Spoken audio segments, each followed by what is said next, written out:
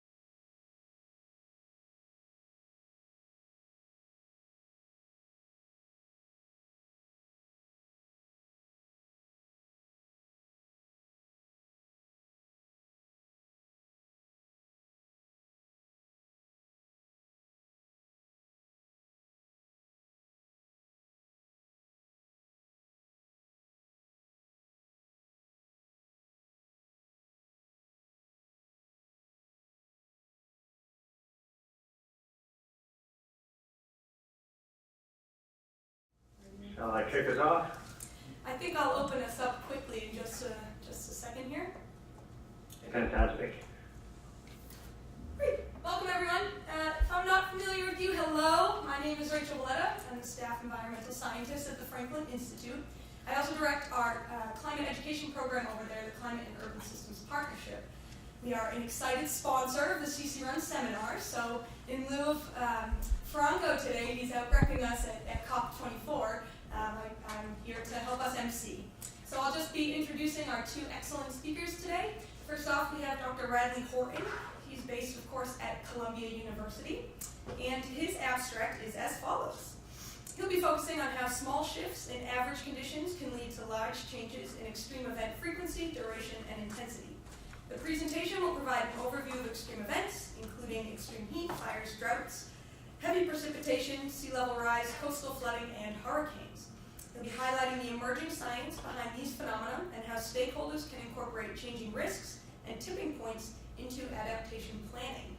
So we'll let Radley take it away here. Go ahead, Radley. Thank you very much. It's great to have the chance to speak to this group as a member of CUSP and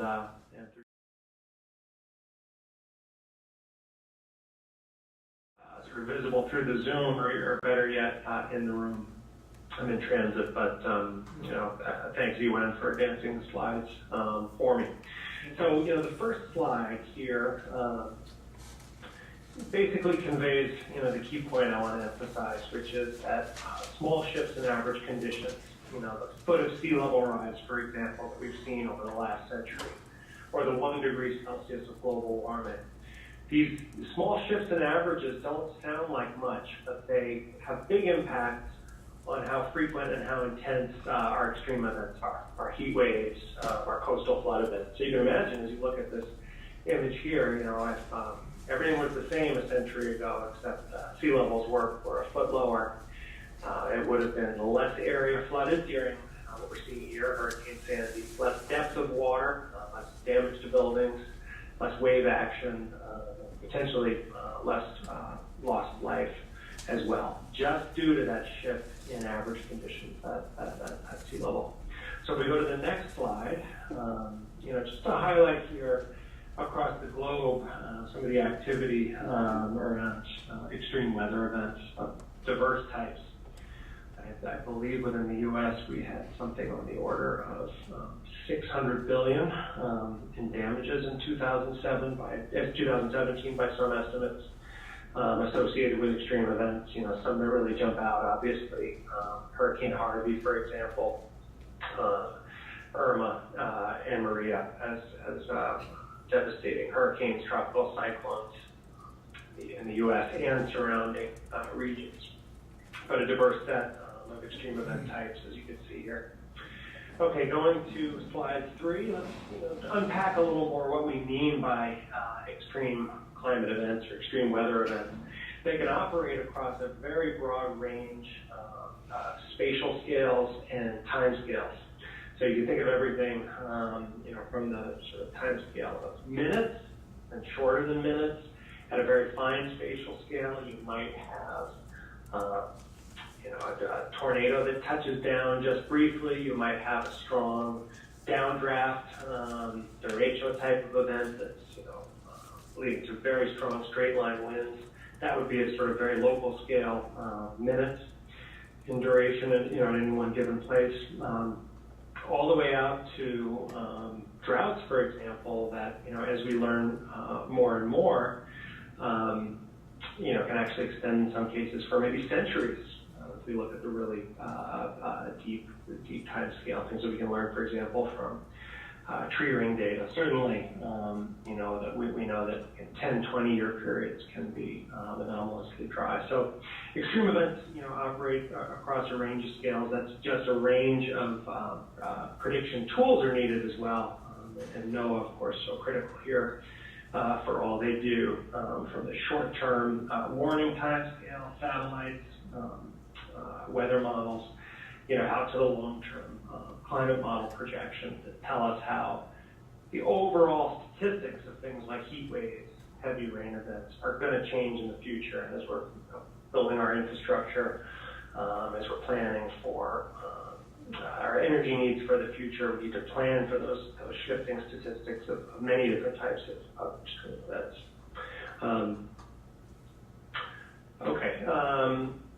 So yeah, and so, you know, in general definitions, you know, we think of extreme events as being somewhat rare.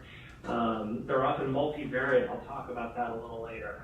When we actually delve in and say, you know, what is a hurricane? It seems so obvious, but its impacts, you know, extend from wind to storm surge to heavy rain. Often it's the interplay between two different variables, heat and humidity being another example. They're, you know, really high, we have worse heat stress. When temperature is really high and humidity is really low, of course, the recipe for devastating fires. So we can't just think about one variable in many cases. And they can have a lot of causes, everything from increasing greenhouse gases due to human activities, shifting the statistics, sort of loading the dice for changes in the frequency of these extremes, to other things like, you know, unpredictable natural variability.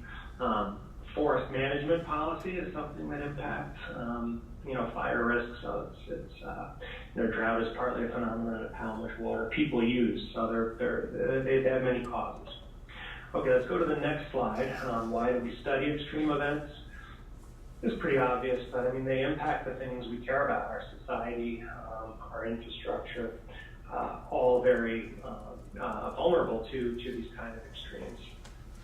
It follows that if we can improve our understanding about extreme events on the weather side, on the climate science side, but also our vulnerability, how the systems we care about are impacted, our communities, that can all help improve our decision making. And then, you know, they're scientifically and viscerally exciting. I think it's important to acknowledge that as we think in the context, for example, about communication, you know, how to reach audiences. There's that aspect too, associated with the extreme events. And they do present some unique challenges that we can talk about maybe in discussion, and opportunities from science policy and communication perspectives. Okay, next slide. A lot of what I'm going to show is from the Climate Science Special Report. This was essentially part one of the 4th National Climate Assessment. It came out about a year ago. This, of course, was complemented by part 2 of the 4th National Climate Assessment, which came out the day after Thanksgiving. But you know, most of the climate science was laid out in part 1, which I'll talk a little bit about now. So going to the next slide, I may have forgotten when to tell you to advance the slide there. So I've actually now passed the Climate Science Special Report slide onto the following slide. The report can be summarized in one sentence. Climate change is real. It's us, due to human activities. It's serious, and the window of time to prevent widespread dangerous impacts is closing fast, but not closed yet. Next slide. So just a heuristic here to, you know, tell us how, in the top panel, shifts in average conditions, a 1 degree of warming, for example, we've seen globally, can impact the frequency of extreme events. It's a bit non-intuitive that, you know, 1 degree Celsius of warming can matter so much. So if we look at this figure, you see the top panel, and you see a distribution. First, you know, the gray bar showing you frequency on the y-axis, and then temperatures, let's say, for individual days on the x-axis. So what you can see is in this baseline climate, you have a lot of days in Philadelphia, maybe where temperatures are between 45 degrees and 70 degrees. Very rare to get days, you know, over 100 or below, say, 15 degrees or so. If climate change shifts the distribution evenly, that is, if as much as the cold days, if all days warm the same amount, you don't see much change in the frequency of a given temperature for the 50-degree days, 60-degree days, but out at those 100-degree days, you can see something like a doubling or a tripling of the frequency of those days over 100 with, you know, a few degrees of warming. And of course, you're also going to experience absolute high thresholds beyond what's been experienced in the past. And there too, you know, initially you might tend to think, well, what do we care if the hottest day used to be 103 and now it's 106? those days are so rare, does it really matter? And the answer, of course, is that it does matter, because when we look at how we're impacted by extremes, we see strong nonlinearities, like the number of people who die as temperatures go up an additional degree. It's a very steep curve. So, it's 106 instead of 103 in the future, more deaths, far more demand for air conditioning. Of course, it also implies warmer nights, longer duration of heat waves. So there's a lot of powerful nonlinearities that can kick in here and make these types of shifts in extreme events really important. And then the bottom graphic, I don't have too much time to talk about, but just to note, you can get other types of changes besides just shifts in average conditions. More and more research is suggesting that the patterns of weather may change as well. Is the jet stream going to shift in the summer, where maybe it's more likely to get in these kind of stuck, amplified weather patterns, where you have this sprawling high pressure system, for example, over parts of the country, with the sun baking down, sinking air that's warming things, no rainfall to sort of freshen things out or give you evaporation.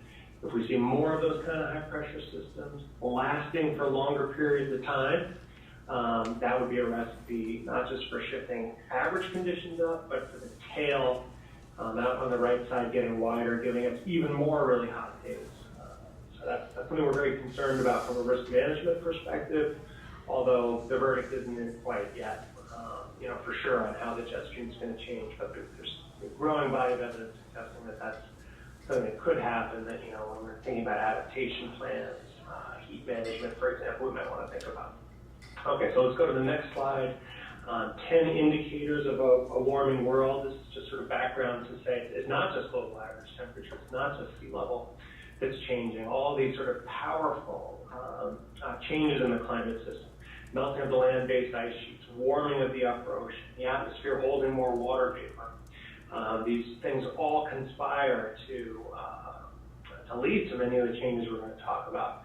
Much heavier rain events as the atmosphere can hold more moisture, being one example. Okay, next slide.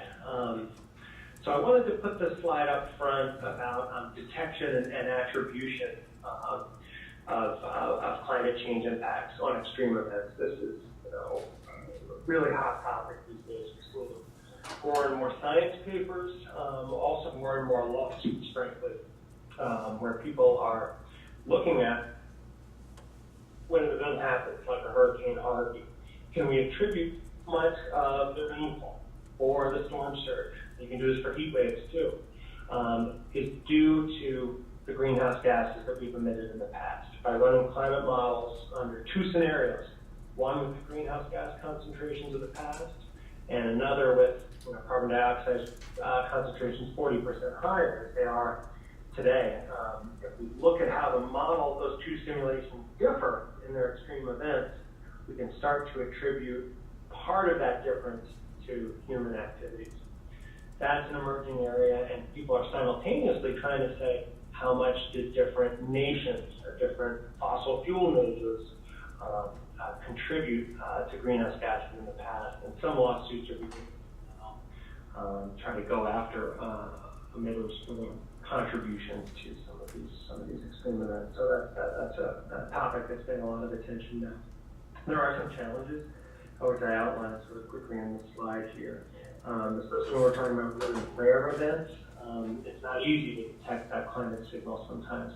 If you don't have a long route in some parts of the world for, say, hurricanes or temperature, it's much harder to contextualize or know what that background natural variability is, to compare your, any trend associated with human activities to. And as I said earlier, extreme events can have many drivers, non-true drivers, like how much is due to human activity, how much is due to feedbacks between warming and land surface changes. So it can be tough to unpack the anthropogenic signal due to some of these other things. And then if you want to go that extra step of saying what an impact is, like a fire or a flood that's been experienced, they're certainly partly in the realm of weather and climate, but we're also moving into the realm, like in the case of fire, forest management policy, or whether people are moving into the sort of wildland urban interface. How do we unpack the role of some of those things in contributing to impacts? A lot of times, river flooding, or, valley flooding is partly due to the really heavy rain events, but, it may also be due to deforestation to some extent. So unpacking these things can be non-trivial. Let's go to the next slide. So here to, make the point for temperatures of how that shift in average conditions is changing the frequency of extremes. So you can see here, by decade, across 1,800 weather stations, how often are you having a record-breaking high temperature versus a record-breaking low temperature. And you can see in recent decades, it's become very skewed. In the entire decade of the 2000s, across 1,800 weather stations, there were more than twice as many record-breaking high temperatures as there were record-breaking low temperatures. Again, it's just 1 degree Celsius of climate change. So a degree really matters. The next slide unpacks that data instead of averaging by decade, shown for individual years. And here you can see, a little bit of the role of natural variability. There have been a few years since 2010, shown as in blue here, where there have actually been more record-breaking cold than record-breaking high temperatures. But from this risk management perspective, if you're trying to plan for the future, clearly, we're in a time of non-stationarity. The statistics have shifted. There's some natural variability here, but before we put all these greenhouse gases into the atmosphere, it would have been impossible to have a year that had 7 times as many record-breaking high extremes as low, which is what we observed in 2012, for example. Okay, next slide. This also, of course, these temperature increases have implications for the length of the frost-free season. You can see here this is historical data, no projections, showing how, again, those small shifts in averages will lead to a big change in the length of the frost-free season, with all its implications for agriculture, many different types of pests, also that, vector-borne diseases that do better with the frost-free. Slide. Let's talk a little bit about precipitation. This figure is showing you, basically what you're doing here is you're looking at all the days that have precipitation. So let's say in the Northeast, there's 100 days in a year where it rains. Within those 100 rainy days, we're binning them. We're looking at the sort of top 1 percentile, the 1% of days that were the wettest. So if it rained 100 days in a place, we'd be talking about the wettest day per year. And then what you're seeing here is actually how much more rainfall is falling on the wettest day per year and used to fall on the wettest day per year 50 years or so ago. And you see this really, really strong upward trend in the Northeast, with all its implications for flooding, stormwater management, something our urban stewards, including many of you, are dealing with. And as we go into the future, we expect that pattern to continue. What's interesting here, I think there's an animation on this as he went, so you can press it one more time. Climate models underestimate the observed trends. When we run in extreme precipitation, so when we run those models over a historical period, they don't give us these strong upward trends. They give us smaller upward trends. A little bit of that could be due to natural variability in the observations, but the majority of it is due to the fact that a lot of this precipitation is happening at very fine spatial scales that climate models can't resolve. So this is an example of where, as is the case with sea level rise and land-based ice sheets, we need to supplement climate models, which do some things very well, but can't do extreme precipitation very well. Going to the next slide, let's now look at some of the implications of the sea level rise change on the frequency of coastal flooding. So first, looking at nuisance flooding here. These are these events where people maybe can't get home by their normal coastal road. Maybe they have a little water in their basements. Maybe businesses right along the coast can't open. These are the type of events that in the past, may have happened a few times a year during really strong high tides. They don't happen too often. You can probably get by. But what we're observing in many different parts of the U.S. is that these events have already become quite common. So look at Charleston. Norfolk, Virginia is another sort of prime example. Miami, Florida. Some of these places are now getting towards where sort of the highest tide every single month, instead of the highest tide every single year, is causing that same level of nuisance flooding. As we project sea level rise out into the future, you can actually see towards the end of the century how these become sort of like everyday events practically at the most extreme cases. So you can't call it a nuisance anymore when it's happening that kind of frequency, obviously. Going to the next slide, it's not just the sort of nuisance events we have to think about, but also those extreme high water levels. How is their frequency going to change just due to sea level rise? So the map on the right here is showing how for any city, any coastal city along the U.S., you have that 1 in 100 year high water level. How is the frequency of whatever that high threshold used to be for New York? It's something like 11 feet, just due to 2 feet of sea level rise alone. So if the hurricanes don't change, if the nor'easters don't change at all, if you just raise sea level by 2 feet, how much more often are you going to have the event that used to happen once every 100 years? And look at these results; it's really striking. Anywhere you see red, those are places where once every year or two, you're going to see that high water level that used to happen every 100 years. Along the Northeast region, within the lifetime of the typical home mortgage, you're going to see high water levels that happen once every 100 years. Even if hurricanes don't get any stronger, and even if we don't invoke any really extreme sea level rise scenarios. So, according to the next slide, this sea level rise also means more area flooded, not just more frequent events. It's higher water levels, more area inundated, as you can see in that plot. Going to the next slide, let's talk a little bit about tropical cyclones. So we feel very confident that for a cyclone of a given strength, there's going to be more rainfall in the future, just because the atmosphere can hold more moisture, and the oceans are warmer. Possibly hurricanes will slow down a little bit as well. That would tend to augment these effects.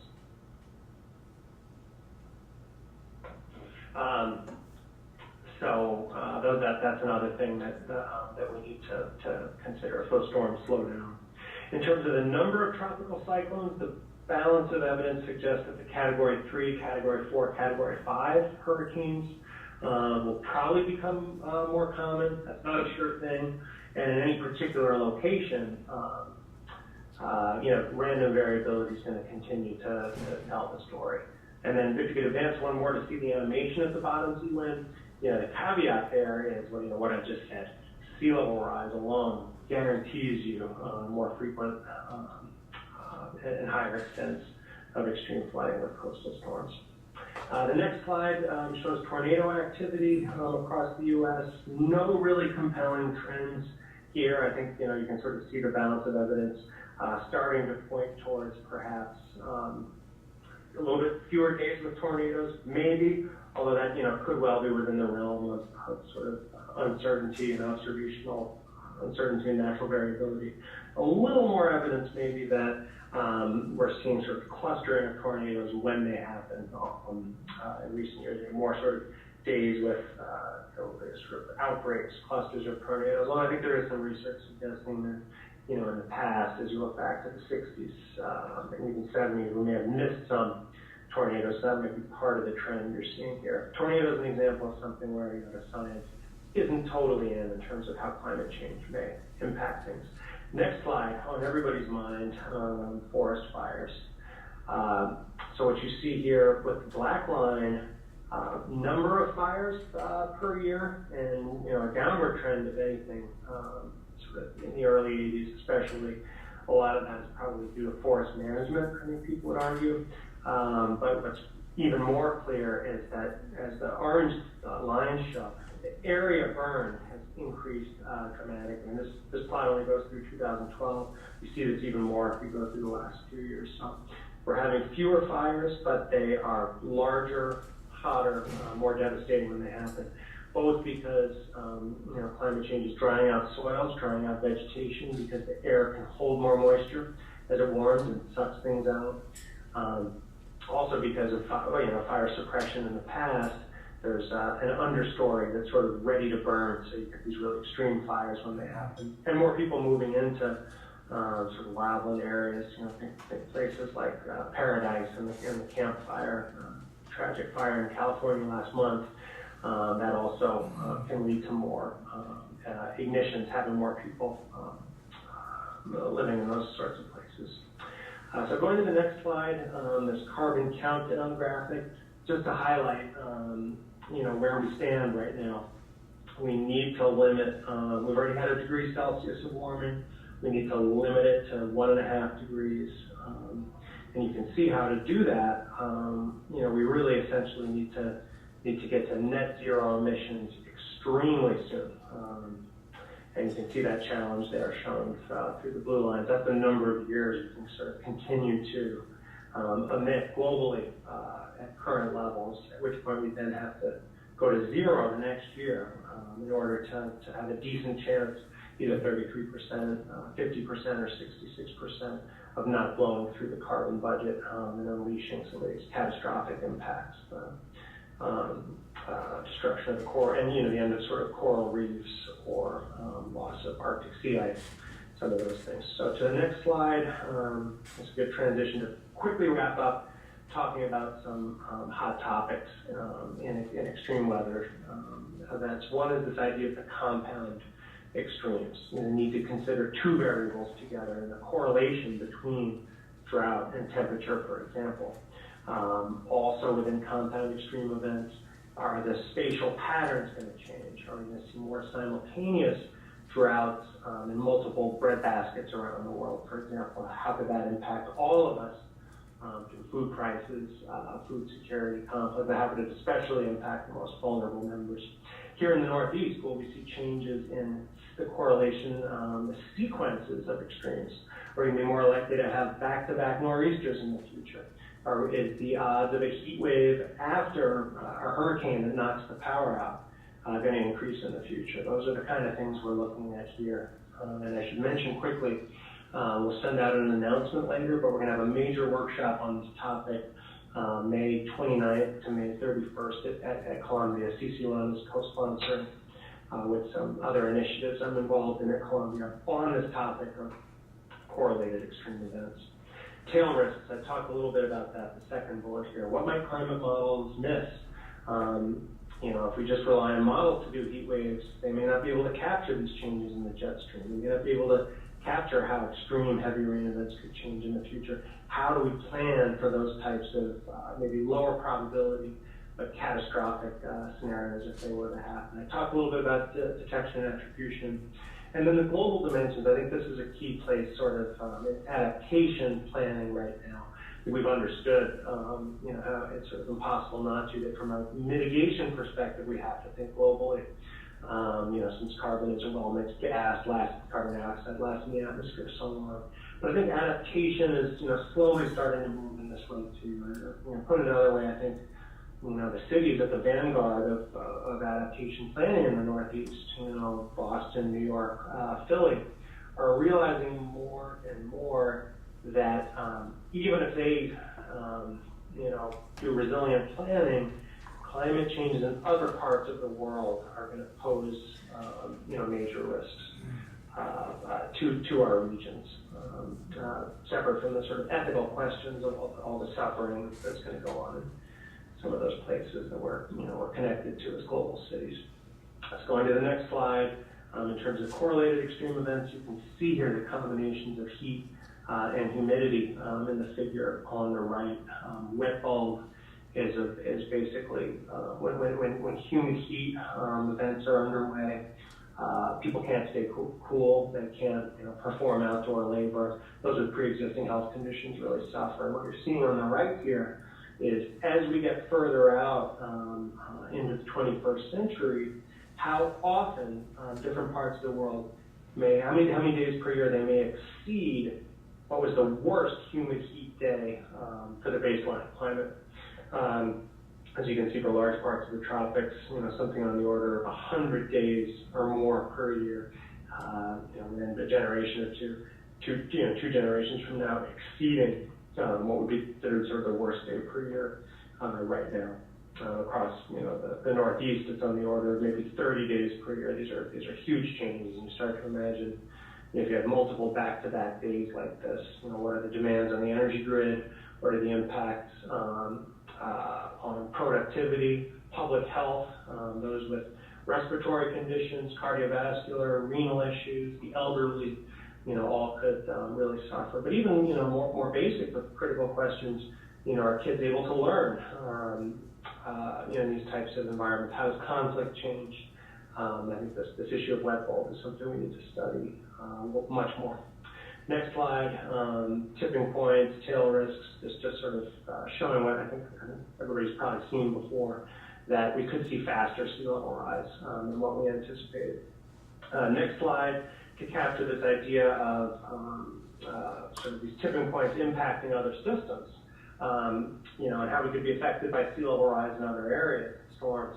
The single point there, if we lose that launch capacity shown here in South Florida, you see launch pads used by NASA and some Department of Defense capacities, very vulnerable to sea level rise and storms. And of course, the nation itself would be very affected if we lost that launch capacity.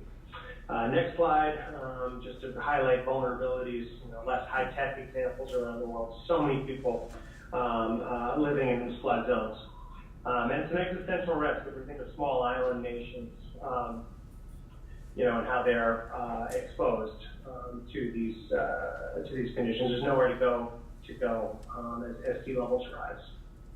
That extends, going to the next slide, to really, really populous Rainy Delta regions, Southeast Asia, Western Africa, just to name a few, where you're seeing sea level rise, and also the land sinking in many cases, less sediment making its way to these deltas and sometimes buildings and groundwater extraction, furthering the problem, literally pushing the land down as sea levels are rising. So next slide, key points just to highlight the statistics of many types of extreme events have already shifted. This isn't just a problem of the future.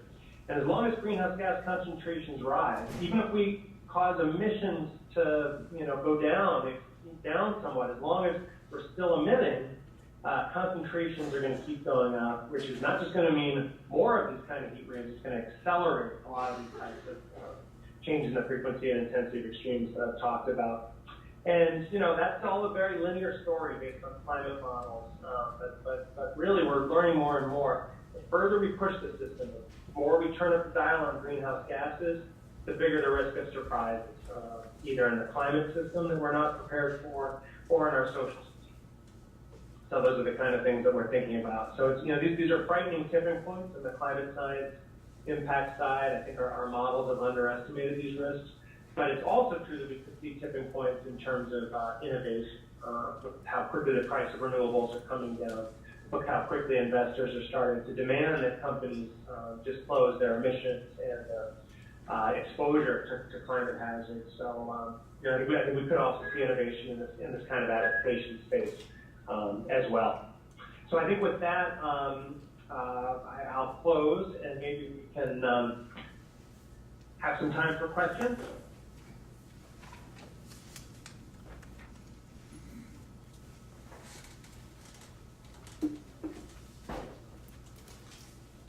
Burning questions in the room or online?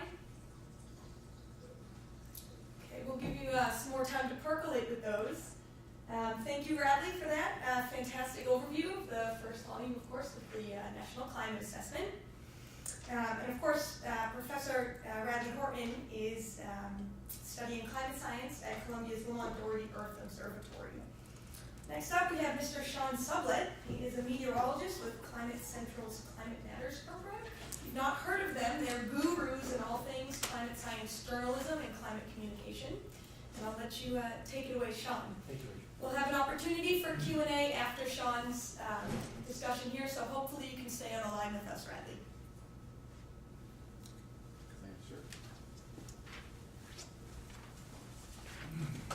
Hi, my name is Sean Sublette. I work just up the road in Princeton.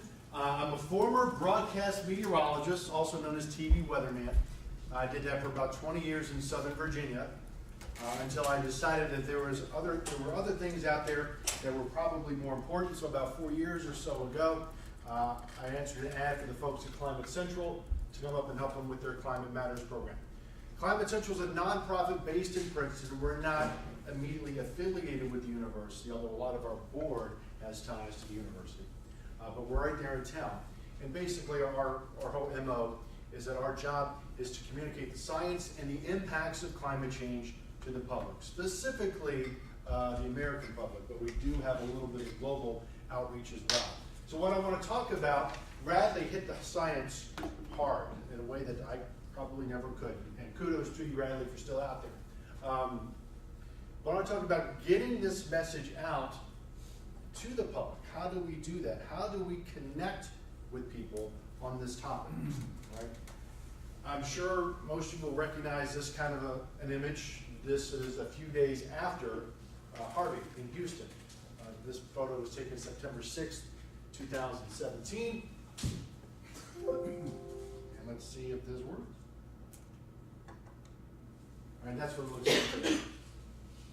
Now that it's cleaned up. So, again, that's what it looked like after the flood. And thinking that, how much, these cars are 5-6 feet high, to give you a good idea of just how deep that water was after all the rain finally stopped there in Houston. So we talk about climate change and extreme weather. For most people, the way they experience climate change is going to be through extreme weather. Remember a couple of years ago, we had a very warm February here in the Middle Atlantic and across much of the East Coast, which we'll address more in a minute. But sometimes there are very immediate effects of extreme weather. These next few slides are going to be specifically regarding Hurricane Harvey. It was downgraded technically to a tropical storm after this, but the big issue here is a tropical type system with phenomenal amounts of water that move very slowly and dumped in highly urbanized areas. So in the short term, you have the immediate effects of an extreme event like this. The rain continuing to fall, the water rapidly rising, and you're going to have these swift water rescues. And then once the rain actually stops and everything begins to kind of settle in a little bit, you've got all this standing water for a while, this kind of midterm effects. What am I going to do now? I can't even get back into where I live. I can't even get there. I had to get out, and I still can't go back. I'm kind of waiting around trying to find out what I can do, if I can even get in there. And then the longer term effects, once you're able to get in and see what you've got left. So this isn't just property. There are emotional scars for this as well. Sometimes you hear about the mental aspects, the mental health aspects of climate change. These are the kinds of things. The extreme weather events hit, and they scar you mentally. You never forget when something like this happens. And perhaps you lived in this house 20, 25, 30 years. Longer maybe. Maybe it's handed down from previous generations. And now it's essentially gone, has to be condemned or whatever. Sometimes if you're substantial means or enough means, you can rebuild or clean things up. But as Radley alluded to earlier, this disproportionately affects those who do not have the means. And it's not just a lot of rain. We know that climate change enhances droughts, makes them worse. It doesn't necessarily cause drought. Drought's a naturally occurring thing. But because it does get warmer in the mean and the average, there is more evaporation. Warmer air holds more water.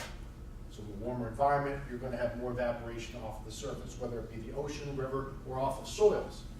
So pound for pound, if you will, a drought is going to be worse in a warming environment than it is without a warming environment.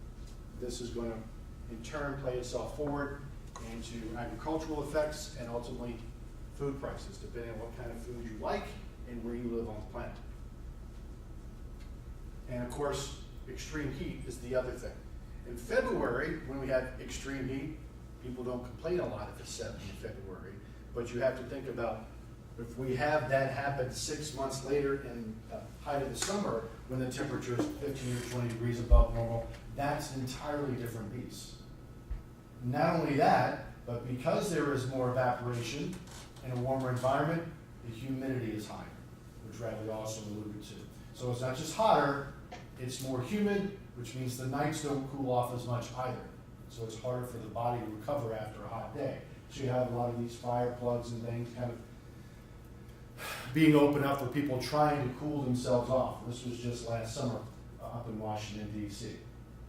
It's not just that, the inconvenience of it. Well, once it gets to a certain level, not necessarily so much in D.C., but in a place like Phoenix, where it can do 120, 122 Fahrenheit, then infrastructure starts to fail.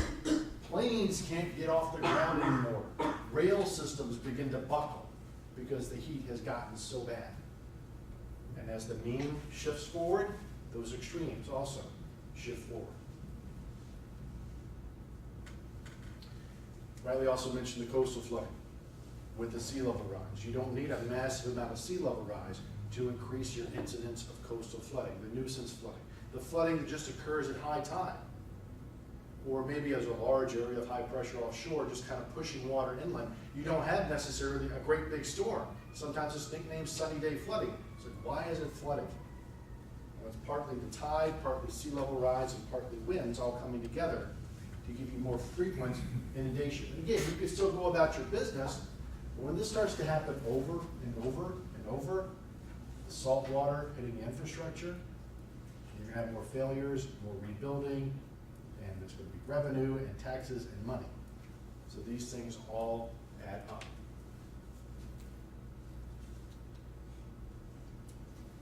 We all know what's been going on in California recently. This is just one of the photos from the Paradise, California area from the campfire. And one of the things that kind of struck me about this is we had a new employee started at our office. He's director of development, basically in charge of helping do fundraising. And he's only been with us for about 4 or 5 months. And I knew he was from California.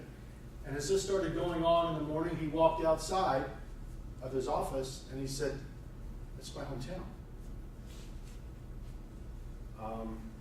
And to see him struggling 3,000 miles away, trying to contact his family, his friends, "Are you out? Are you okay?"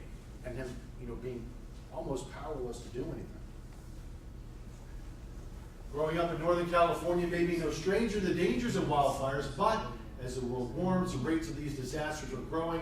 Will now be known for the most destructive and deadliest fire in modern California history. That's from Mike, who works 10 feet behind me in the office. He flew out there, his family's okay. But he just showed us pictures earlier this week, and it's gone. It's all gone. So, a lot of times, we've heard 10, 20 years ago, people kid around about the polar bears, and climate change isn't about polar bears, it's about us. It's about us, how we're going to react, how we're going to deal with this increase in extreme events. You want to mic me up? No. Okay. Good. And how we're going to deal with these extreme events. As Radley said, we're running out of time to cut emissions enough to mitigate this issue. We're going to have to learn to adapt. We're going to have to learn how to deal with some of these things, unless something dramatically changes. So, we need to understand how to reach people without scientific backgrounds. All right, our colleagues at Yale do polling 2 or 3 times a year to get the pulse on what the American public believes about climate change. And they've put together a fabulous publicly available website, climatecommunication.yale.edu, to look more closely at the beliefs, risk perceptions, policy supports, and individual behaviors of people regarding climate change. And they looked at them in all different kinds of geographical breakdowns, by states, by counties, by metropolitan areas. What do people in Philly compared to people in Phoenix, compared to people in Minneapolis think about climate change? And in this day and age, yes, we look at it by congressional districts, because that's just the way of the world, everybody. All right, and this is publicly available, again, at climatecommunication.yale.edu. The short version here is the oranges show you, the deeper oranges show you where there's more acceptance. The lighter oranges and ultimately the blues are where there's less acceptance. So some of these things probably won't surprise you. There's a lot more acceptance on the West Coast and in the Northeast than you will likely see in the Midwest and on the Plains. But interestingly enough, we really try hard not to fall into this believers or deniers paradigm. This yes or no, 1 or 0, red or blue, whatever. We've got to get past this kind of binary thing. Flip the coin, you're either this way or that way. There's a whole spectrum of beliefs on this topic. And this came around about 10 years or so ago. And let's play this. And it explains it a lot better in a minute and a half than I'm going to. Is the Wi-Fi up? Is the Wi-Fi up? All right. Because I'm looking forward to load my YouTube clip.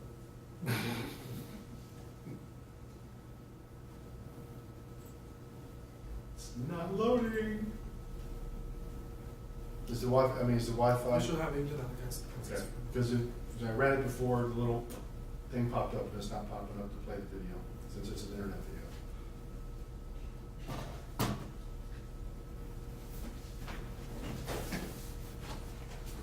We'll try real hard. Thanks.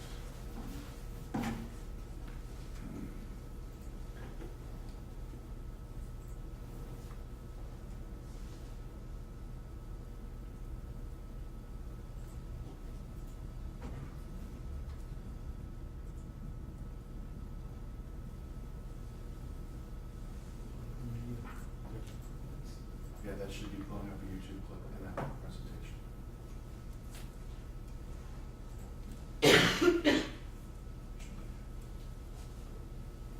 If not, we'll move on. We'll move on.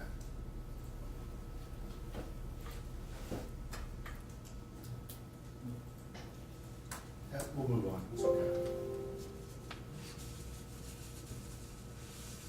Oh, it's not embedding. No. All right, we'll work around it. There it goes. All right, so anyways, well, here's what I was talking about. It's not yes or no. There's kind of 6 broad areas of climate acceptance or denial, if you will. And this runs the spectrum from alarmed to dismissive. In the short version, alarmed are people who are not only convinced they are ready to take action, they're marching, they're getting out there, they're motivated, they want action now. There's the concerned, which are people that are totally on board. They're just not quite as motivated to go out and try to change policy. They recycle, they do all those things that you're kind of supposed to do, but they're not overly involved. There's the cautious, which think it might be happening, but they're not sure, and even if it is, it's probably natural and we're not worrying about it. There's the disengaged who just aren't even paying attention to the subject. People who are doubtful, who are pretty sure this isn't happening at all. And then there's this dismissive, and they're just out there. They're hugging gas pumps, they're digging up the coal themselves. They don't hear anything about it because they just know that you're full of it. So these are, and you see in the time these surveys have been done, there hasn't been an awful lot of movement. You could argue there's been a little bit of movement toward acceptance. One of the things I found most interesting is the number of people that are disengaged has dropped, as we've had more people at least paying attention to the issue, for better or worse. All right, so this one's based on the map I showed you before about the nationwide public beliefs on global warming for 2018. 7 out of 10 believe it's happening. Okay? Not quite all the way there for human activity, being that it's on human activities. What's probably troubling is only half think that the scientists are in general agreement on this. There's still this messaging problem that there is a strongly held scientific consensus that the planet is warming from greenhouse gases and we're the cause.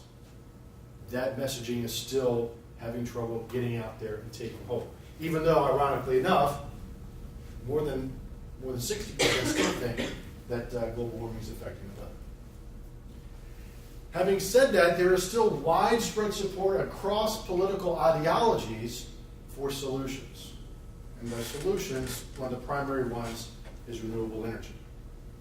So this is across all spectrums. There's still 85% fully support research into renewables. It's hard to get 85% of people to agree on anything. So this is very encouraging. So when we try to reach out to people, we try to reach them where they are And we know that they dig this, although some of the research we've seen recently is that even people who are the dismissive column are still kind of into this, not because it's green, but because it's inexhaustible. They love the fact that it's just not going to run out. Right? But we still see support on regulating CO2 as a pollutant and setting emissions or CO2 limits on emissions, or even requiring fossil fuel companies to pay a carbon tax. So how do we get this message out there? About 10 years ago, a colleague of mine, Joe Whitty, at the time was working for NBC in New York. He was one of their meteorologists there, and he kind of pioneered this idea of having TV meteorologists help communicate climate change science. Started with one fellow there, Jim Gandy, the chief meteorologist at the CBS affiliate in Columbia, South Carolina. He said, I'll do it. So the general idea here is we prepare special segments he would like share with Jim, and then he would share with his audience. The idea here that meteorologists on TV are skilled science communicators. Every day, multiple times a day, they take a lot of complex scientific information and distill it into a way that the audience can do something with it. You look at all the computer guidance, all the upper air data, all the surface observations, put it all together and go, yep, it's going to snow 6 inches starting tomorrow night. So you take all that complex information and put it in a way that people can do something with it. They also have a large and fairly dedicated audience. Most people are very brand loyal when it comes to their television news. Now, not everybody watches television news, but there's still a lot of people who are watching it. I mean, I moved here about 3.5 years ago, and it took me about 10 hours to realize everybody loves action news. Okay? And generally, they're trusted. I mean, we know, we've heard all the hate on the media recently, but we also know that local media is more trusted than national media. And in local media, the weather folks are generally more trusted than anybody else. So using these ideas help launch this Climate Matters program, which now I'm kind of a part of at Climate Central. So what we do is we take some data, we analyze it every week, we make cool pictures, we put it in an email, and we send it out to the meteorologist. There's a 300 or 400 word narrative to go along with it. They want to turn it into a blog, they want to share it on the social media, they want to plop it on TV. And we've been doing that since 2012. And the program continues to grow. It started with one guy, Jim. We now have over 600 people across the country who are getting stuff. With varying amounts of use, because that's just the way of the world. And then after that, we put it here on our website, climatecentral.org. All right? And then anybody can use it. This is freely available. If you want to tweet it out, you want to share it, you do presentations, go wild. It's all out there. You can search by subject. We also have certain little cobbled together little bits of information per topic: heat, drought, fires, tropical weather, heavy rain, coastal flooding, little sections of all that together. So if you're interested in just talking all about coastal flooding, you can go to one spot. It's all there. All right. And we also do webinars 6 or 7 times a year. Radley did one with us about 6 months ago. It's fabulous, as you've heard. Most of these are aimed at weather folks, the meteorologists, but anybody can join. The one we had most recently with Catherine Hayhoe at Texas Tech. She did a fabulous webinar with us a week and a half ago, talking about the National Climate Assessment.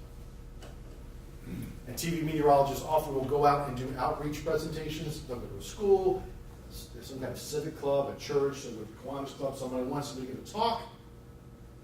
And we've put together a presentation for them to just download and they can talk about climate change. And that presentation was reviewed for scientific rigor by the American Meteorological Society. This thing really got rolling with multiple people in 2012, and it kind of took a little while to get its sea legs. But considering the last 4 years have been the warmest of the global record, I think that has kind of spoken to the change in times and the acceptance of how significant this problem is, and begun to percolate into the meteorological community, so that we've had more than 1,000 television hits. Somebody's used their graphic used their graphic on the air this year, just through October, and we've had more than 7,000 social media shares. So it's good that we're getting the word out there, but clearly more work needs to be done. We talked about the 3 reasons why TV weather folks are so ideal for this. There's another kind of triumvirate, if you will, of getting messages across. Simple messages, like Radley said at the beginning, it's real, it's us, it's serious, it's solvable. Boom, boom, boom, boom, boom. And repeat it often. I don't remember the marketing concept, but there was somebody, it goes something like this. You need to say something to somebody 30 times before they remember it. But that's it. Simple message, repeated often by trusted messengers. The TV weather folks are pretty trusted. So many times it's not even about the message, it's about who's delivering it. Friends and family are very trusted about climate change information, even though they really don't know that much about it. So that's the big deal. So we'll do a couple examples. This is Glenn, who I just love in Philly. And so by tomorrow evening, we've got At Halloween. This is just past Halloween. 61 at 7 p.m. It gets completely dark by 6:30. So by 7, the temperature is starting to drop a little bit, but that's still really nice. And we're even warmer at the Jersey Shore and in Delaware. We continue to see that west wind. But we've been So there's our warmer and warmer watermark. Halloweens back since 1970, an average of over 3 degrees warmer than it was back then. So if you're thinking, you know, it used to be colder on Halloween, it was. And 30 years from now, it'll be even warmer. And he just kind of drops that in. He doesn't have to go on for 2.5 minutes about climate change, but he drops that nugget in there. You know, if you think it's been warmer, you're right. See, and it's going to get warmer still. So, you know, there's no doubt. I'm just going to tell you. I'm not going to spend a lot of time. I'm just going to tell you. This is Erica, who does weekend weather at WNBC in New York. You know, November was cold, but she really kind of puts this into perspective. That the month of November was awfully chilly.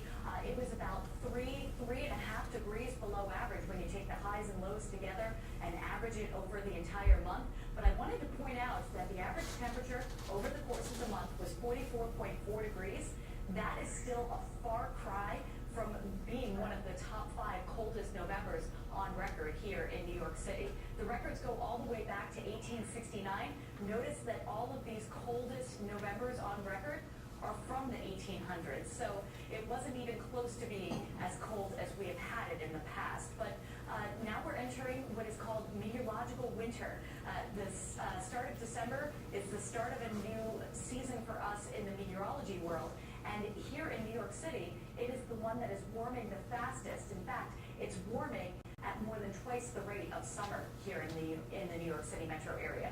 Current temperature is 42 degrees. So let's talk a little bit about attribution, which Radley kind of touched upon a little bit. We know that the atmosphere is different than it was 100 years ago. We've changed the chemical composition of the atmosphere. The big question, and this is the question I have as a meteorologist, how do you quantify that? How do you measure that? Can you do that? How well can you do that? And for most of the time, it's still kind of statistical. We kind of know certain physical things about the atmosphere. Warmer atmosphere evaporates more water, so your water cycle is kind of energized, so it makes sense. There's more evaporation, more condensation, more precipitation, ergo heavier rain. And that's kind of intuitive from a meteorological sense. So the way we go back and try to figure this out, we look at a specific event, Harvey here, for example. All right, look at all the observations. This is what we've seen Harvey has done. All the rainfall, all that. And then we look at historical observations. What all the other hurricanes have done in Houston or Southeast Texas. So we look at all the observations we can. Then we do the simulations, these computer models, global climate models. We do a whole suite or number of these, not just one, but numerous ones of these, without the greenhouse gases to simulate what the atmosphere would have been like 100 years ago. Then we do another whole suite of these things with the greenhouse gases and see what happens. Can we generate a storm like Harvey in this environment? Can we computer generate a storm like that in this environment?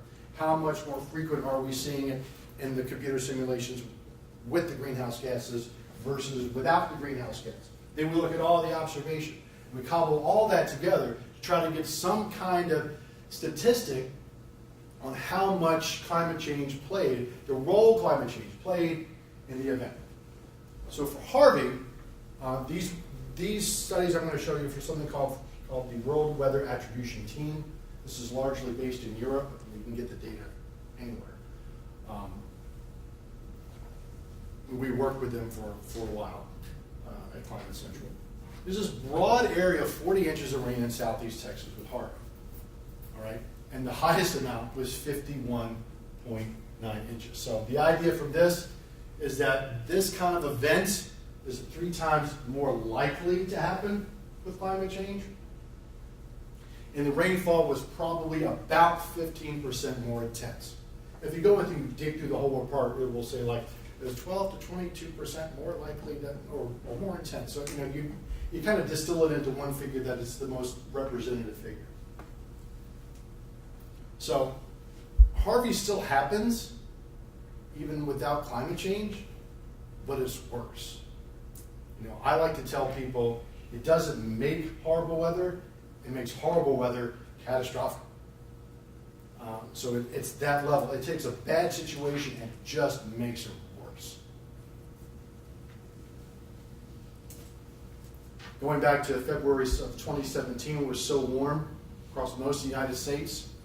This is a plot from the National Oceanic Atmospheric Administration. The numbers you see in here are the ranking of February 2017 in the historical record. So these darker reds that say 123, that's the hottest February on record in that particular state. So Texas, Missouri, Virginia, New York, Pennsylvania, New Jersey. February 17 was the hottest February on record in the 123 years of records. Not quite as hot on the West Coast, but this huge, huge area. It wasn't just above normal that was record.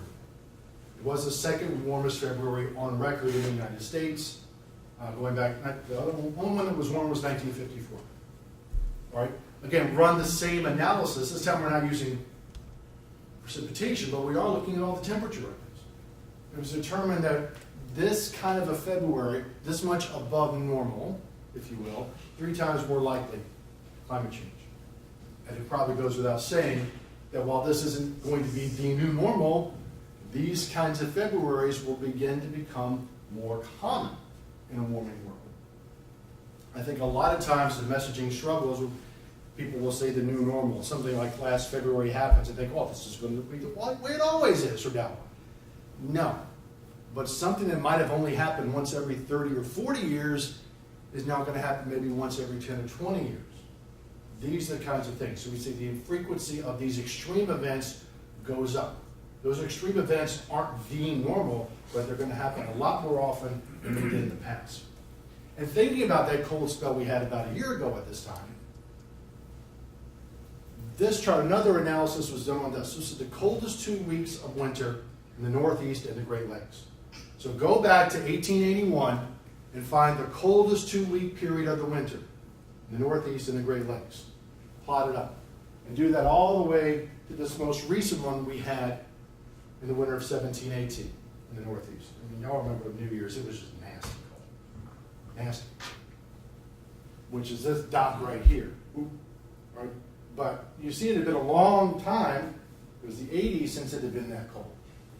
But that was a lot more common in the past. So the frequency and intensity of cold spells is on the decrease.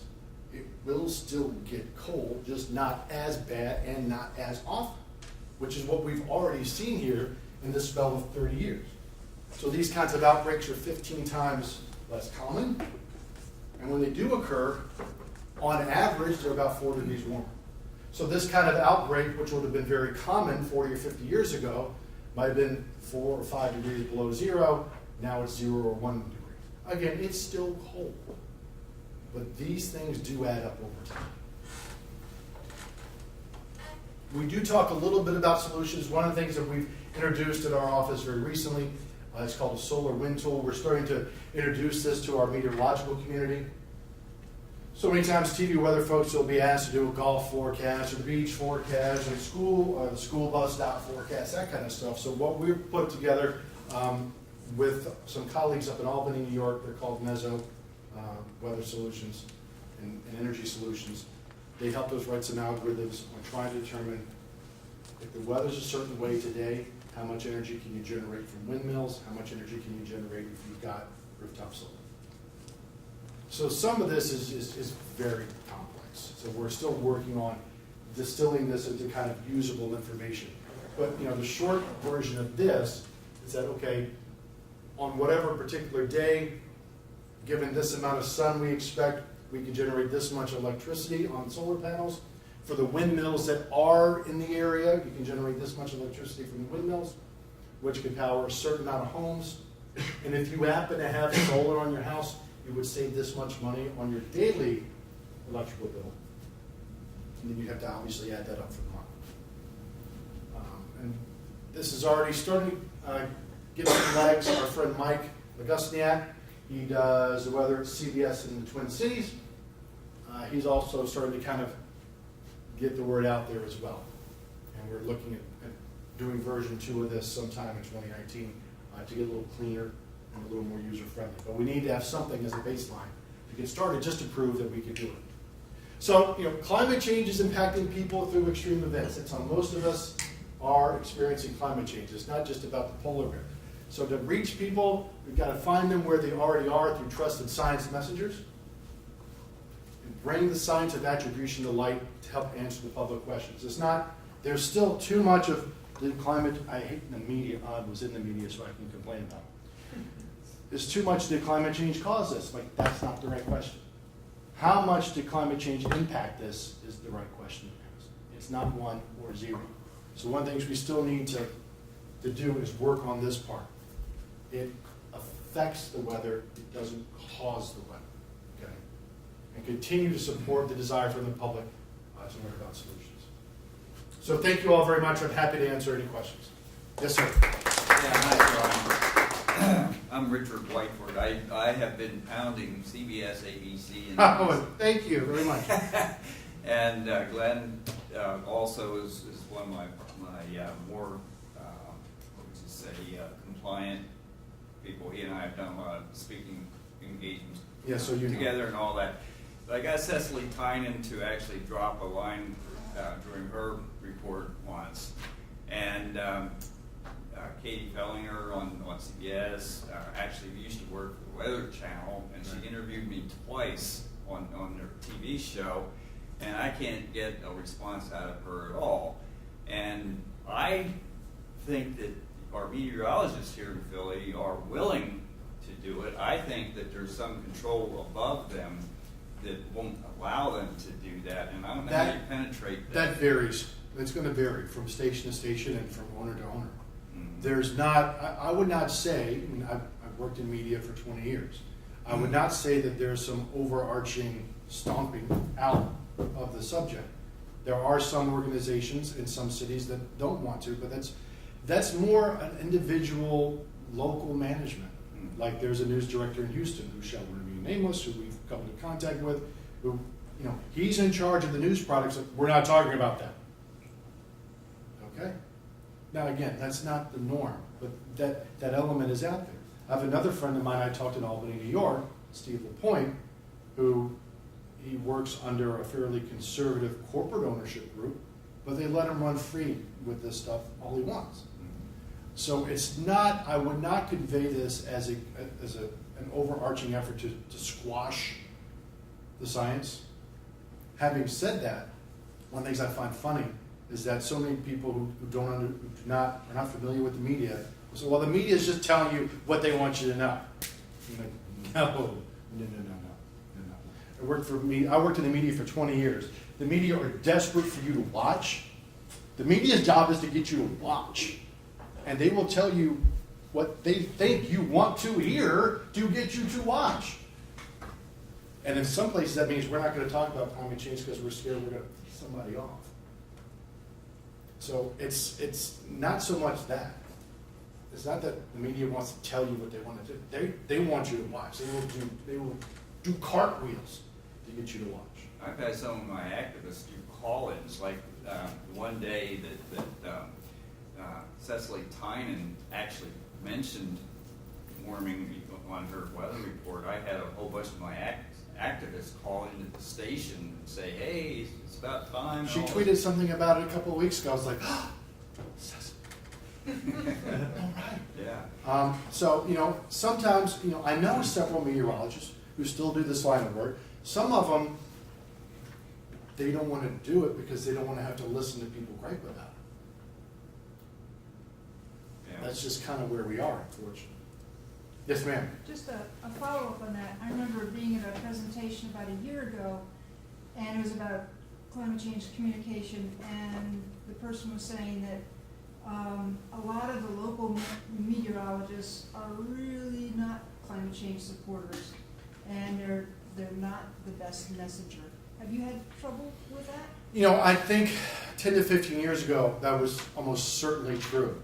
A lot of times, new science coming out of academic circles takes a little while to percolate down into the operational community, and there are a lot of people who are skeptical. And there's a lot of people who just like, I don't want somebody telling me what I'm supposed to say on TV. There's a lot of autonomy that the individual meteorologist would not want to give up. But just like we've seen the public kind of moving in a certain direction, the meteorological, the operational weather community has also started to move along with that. So I think what you said is true 10 or 15 years ago, but that is starting to fade. There's still a lot who aren't comfortable with it. Not so much they don't believe it or they don't trust it, they're just not comfortable with it yet. But that is unquestionably decreasing. And I really like Climate Central. I recommend people to go to your site a lot. Thank you. Very much. Yes. Radley, are you still with us? No. Okay. Well, I had a question for both of you. I was curious how you respond. So first, I just wanted to say I really loved how you opened up your presentation.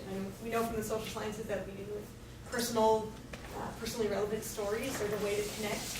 And I found myself several times getting chills looking at some of those images. So thanks for leading with that. I know it's hard. Bernadette helped me with the presentation, so let's be fair. The boss helped me with the presentation. But it's something that we often fall into is leading with the science as opposed to the personal story. And I think that you really masterfully did that. So kudos, that was fantastic. My question was a follow-up actually to your statement there about new science taking time to percolate down into media markets, for your example. I'm curious how folks like Climate Central and also on the research side of things, how we're trying to bridge that gap, if we're trying to bridge it. Yeah, and that's kind of what we're trying to do all the time. We always tell the 600-odd meteorologists who are in our program, if you have a question, that's why we're here. We're active on social media. We're putting information out there that's easy for the meteorologists to access. We try to give them access to people. People like Radley are crazy busy all the time, but there are a number of these academics who are more than happy to talk to the meteorologist because they know the meteorologist isn't going to mess up their quote.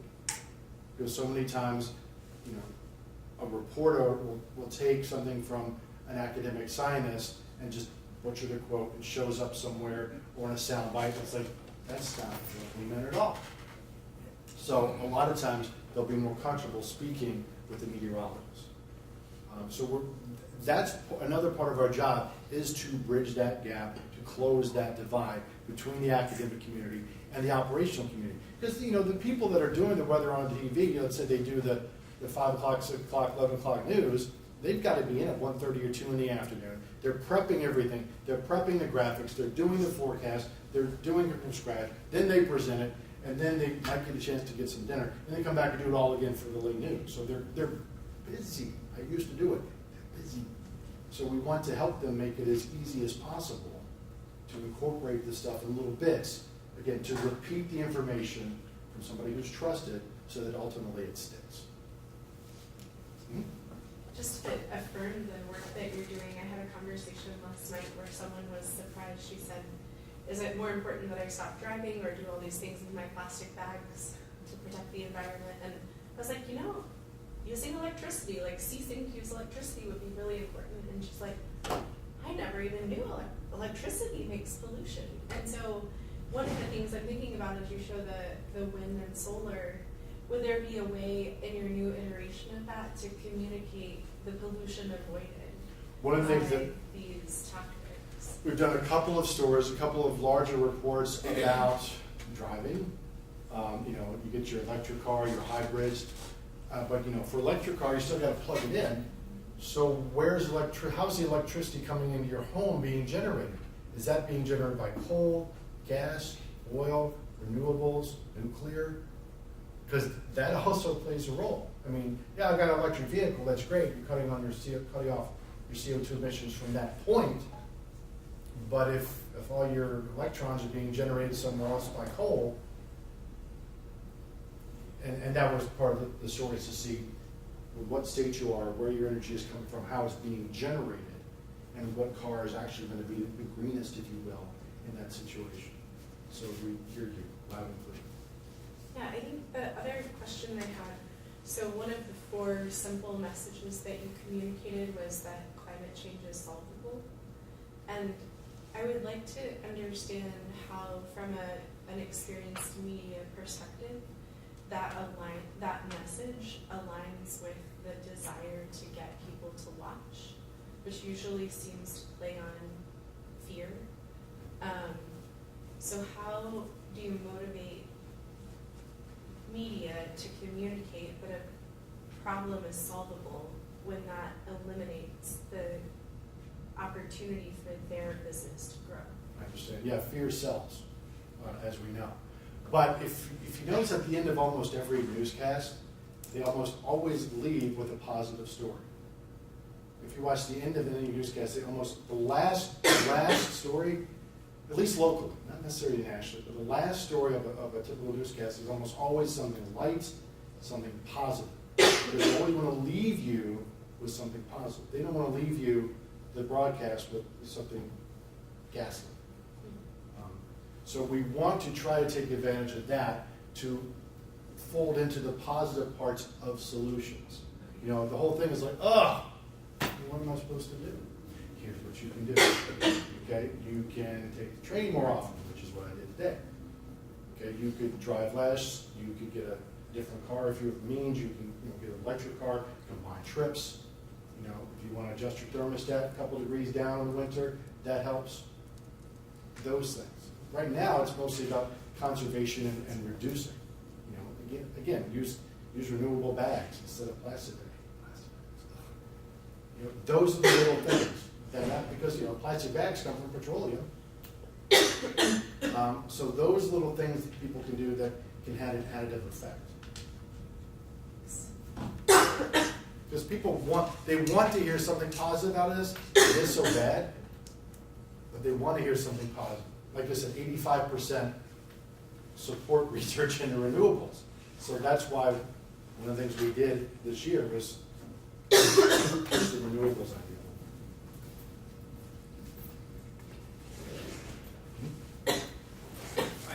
One of the things that I work with, I work with Al Gore also. I'm on Climate Reality. I've done 316 presentations today. But I find that in these presentations, the solution side of it is kind of lean relative to the challenge. No question. Yeah, It's a the colossal report that came out said challenge. we got to cut 45% of our emissions in 12 years. I mean, No one knows how we're going to take carbon dioxide out of the atmosphere at scale. yeah. All right. So what can we do? Well, we can at least cut what we're doing now to slow things down. But yeah, it's not easy, and the messaging is important. You want to inspire people to action without scaring them. If you scare them too much, and they just turn it off. So we need to. It's simple, it's serious, it's us, but it's solvable. It's going to take work, but we can do this. That's why a lot of times we're like, look what we did in the 80s with the CFCs and ozone. We fixed that. Yes, this is slightly different, but there is precedent for taking on a global environmental problem, addressing it, and writing the course. And the ozone hole is not fixed, but it's slowly starting to repair. It's not nearly as bad as it was 20, 30 years ago. You still have an ozone hole every winter, at the end of every southern hemisphere winter. But it's not as bad as it would have been. And the general consensus that it's slowly going to continue to heal. So there's precedent for big action. It's just a question of, as they like to say, political will. If I may share an anecdote, I always like to introduce that in the context of the little things and the big things. And included in the big things, I include voting. That's an easy thing that we can all do. And I think we're seeing that increasingly in the climate change communication space. And in the simple things, it's just talking about it. Sean's an expert, right? But the rest of us that can just go out and talk about climate change more and frequently, often those Yale climate opinion maps are accompanied by another climate opinion map that's shaded the opposite color of those warm colors. It's blue, and it's showing that very, very low numbers of Americans talk about climate change frequently. So this is just a matter of starting the conversation, just having that around the Thanksgiving table. That was a big rallying. And it's hard because you want to talk about it, and if you don't feel strongly about the science or understand the science very well, it's easy for your weird uncle to just go off about it on a political tangent, and you're just kind of like, so we get that it's not easy. But I have kids, and I want them to enjoy the planet as much as I have. So, yeah, it's hard. But it's doable if we put our minds. When do you have any online questions? There's one question. People are asking if you can share the slides. Yeah, I can give you the slides. Okay, you got them. All right. You said they were up here, right? On Yeah, I mean, he says he's got a hard copy on this drive, and yeah, however you and I can talk and make those available. However, that's fine. Happy to do it. Okay, so seeing as we have no more questions, let's thank Radley out in the ether and Sean once again. And I suppose we'll stick around, Sean, for conversation if there are any questions in the climate change communications sphere. And thanks everyone for joining the CC Run seminar.